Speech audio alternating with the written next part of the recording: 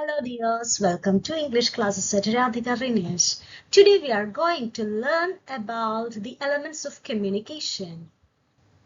And let's see which are the elements of communication in this video. So let us see which are the components which involved in the act of communication.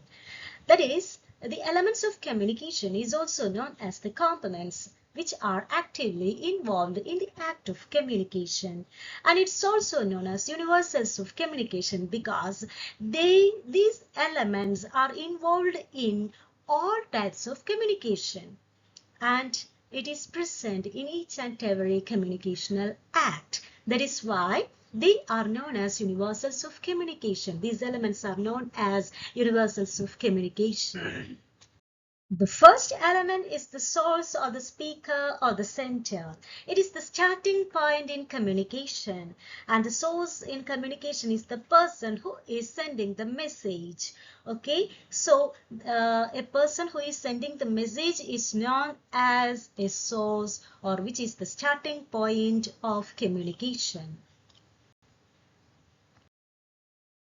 The second one is the receiver. Receiver is the person who is receiving the message. It may be a single person or two persons will be there, or mass of people will be there in the case of mass communication. So receivers may be one person, two persons, or a number of persons will be there. So a receiver is a person who is receiving the message or who is decoding the message.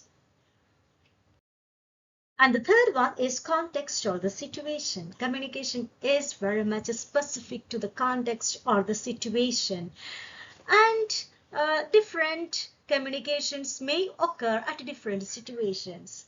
For example, we cannot communicate as we do in parks or in a film hall or in a cricket stadium as we do in a funeral.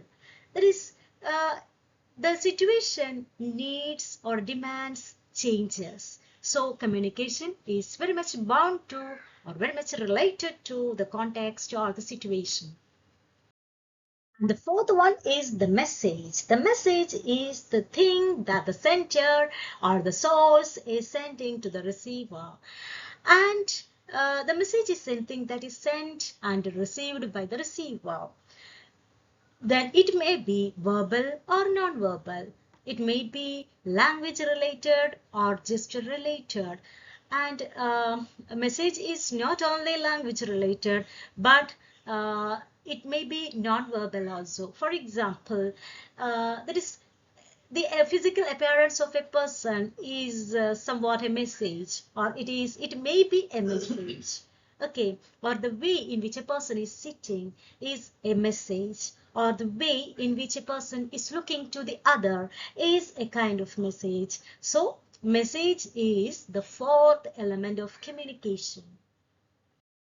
Then the fifth element of communication is the channel.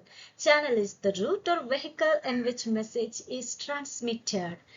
That is, while we are speaking to our friends or in classrooms, what will happen? The channel is the air. That is, sound waves from the speaker is transmitted through the air to the ears of the receiver to be decoded. Okay, and if a person is writing a book, which is the medium, paper or book is the medium there, and in television, in the case of television news, or the newsreader is transmitting the message to the mass media, to the mass audience, and which will be the medium there. Television is the medium there. And in social media, in the case of social media, Facebook and other things, internet is the medium. Okay, so medium is the medium or channel or the route or vehicle in which the message is being transmitted. Okay, I think you have understood the first 5 elements of communication through this video, and in the next video let's continue the elements of communication. Okay, and prepare well and write down notes by watching this video. Prepare well. Okay, thank you. Bye bye.